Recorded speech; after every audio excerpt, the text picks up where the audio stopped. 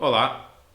No âmbito do Dia Mundial da Fotografia, fui convidado de alguma forma a tentar deixar mais claro qual o lugar da narrativa multimédia na fotografia, nomeadamente no curso profissional de fotografia do IPF. Bem, se considerarmos a fotografia como uma representação de um determinado momento, subentende-se que existe sempre um antes e um depois e que poderá estar mais ou menos presente numa imagem fixa, onde vamos perceber que existe algo que já aconteceu e pressupor que algo está prestes a acontecer. Se estivermos perante um conjunto de imagens onde identificamos um determinado contexto, aí temos mais dados e vamos tentar relacionar as imagens umas com as outras. Vamos procurar relações entre elas. O mesmo vai acontecer se acrescentarmos um meio. O efeito é o mesmo, mas ampliado, porque vamos relacionar meios com linguagens diferentes, não é? E aí o espectador vai ser mais estimulado, vai ser estimulado a procurar mais. Por exemplo, entre uma imagem e um som, entre uma fotografia e um desenho, ou mesmo entre uma imagem fixa e uma imagem em movimento. No entanto, isto não é perentoriamente positivo, pois, devido ao excesso de informação, isto pode complicar a compreensão do trabalho, mas não deixa de ser um facto que é tão perturbador como numa imagem fixa podemos ter uma série de elementos que são distrativos, não é? Numa só fotografia, assim como o mesmo pode acontecer numa imagem em movimento. Todas as hipóteses são viáveis. 5 imagens fixas e um vídeo sobre essas imagens, uma imagem fixa e um desenho, uma imagem fixa e uma imagem em movimento. Tudo depende do que se quer expressar, do que se pretende que chegue ao observador e, muito importante, de como se pretende que ele o percepcione. Interessa reter que, se juntarmos alguns meios, convidando o observador a estabelecer ligações entre eles, como peças que se interligam, como peças de um puzzle, de forma livre ou induzida, sem peças a mais, já estamos perante uma narrativa multimédia. E podemos pensar da seguinte forma, tomando 2 etapas fundamentais do processo da obra, nomeadamente a captação da imagem e a sua exibição, e começando pela captação, todos os conhecimentos adquiridos, técnicos e compositivos, são muito importantes. E começando pela formação da imagem, compreender a natureza da luz, a superfície, as sombras, o comprimento de onda e depois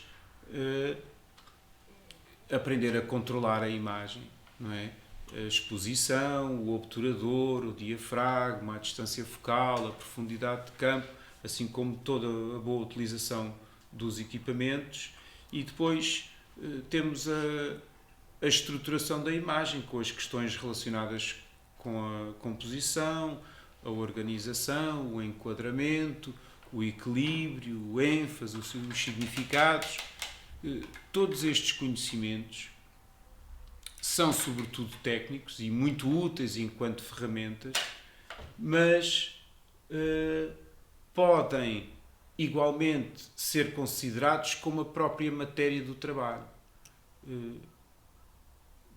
Por vezes mesmo de forma inconsciente, utilizados enquanto linguagem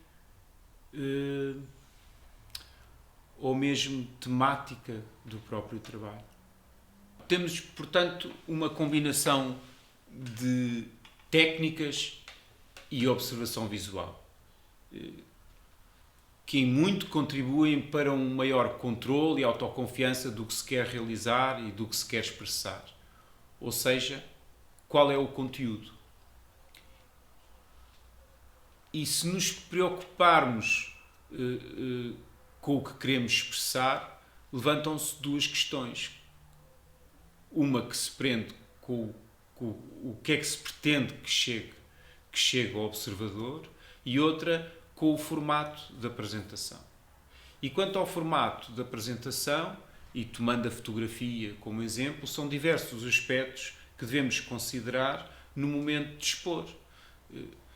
Se nos preocupamos com o que o observador vai sentir quando estiver perante o trabalho, temos que pensar nas relações que se criam e que vão variar em função do tamanho da imagem, da escala, o posicionamento das imagens, se está uma à esquerda, se está uma à direita, se eu tenho que virar a cabeça, se vir para a esquerda, se vir para a direita, a quantidade de imagens que lá estão, a organização, até mesmo a moldura e, muito importante, o espaço envolvente. Todas estas questões são absolutamente determinantes e vão influenciar em muito a percepção que o observador vai ter do trabalho. E nesse sentido, o que me parece de maior relevância é pensar qual é a relação que se pretende que exista entre obra e observador. Se considerarmos o conteúdo como o mais importante, então o conteúdo não só deverá ser consistente, pois mais do que o invólucro estamos a falar do que ele contém, não é? E nesse sentido, o meio em que o trabalho se apresenta não é o mais importante. O trabalho não tem de estar fechado a apenas um meio. É verdade que, por vezes, é a própria técnica que é considerada como a essência do trabalho e, nesse caso, o meio faz parte do conteúdo. Mas, por vezes, também um conjunto de imagens com um conteúdo, digamos, menos consistente, corre o sério risco de ser pouco mais do que um exercício de estética, não é? Portanto, assumindo que o trabalho é o reflexo do autor, o trabalho deve exprimir a sua singularidade. E se o autor assim o entender,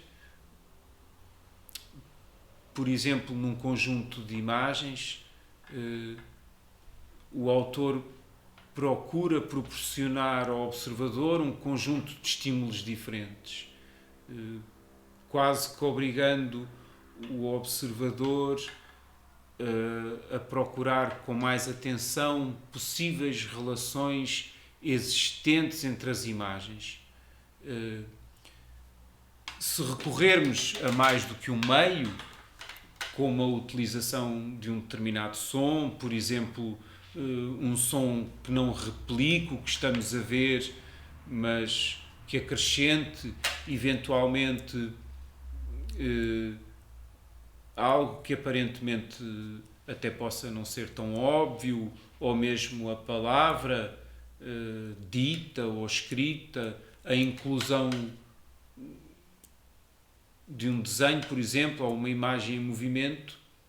Deste modo, aumentamos o leque de possibilidades das relações que o observador pode criar e sobre as quais pode refletir. Quer dizer que, se o autor assim o entender, é sempre perfeitamente legítimo utilizar apenas um meio. Mas se entendermos o conceito do nosso trabalho como o prato principal, digamos assim. Não é necessário estarmos presos a um determinado formato, tampouco a um determinado e único meio.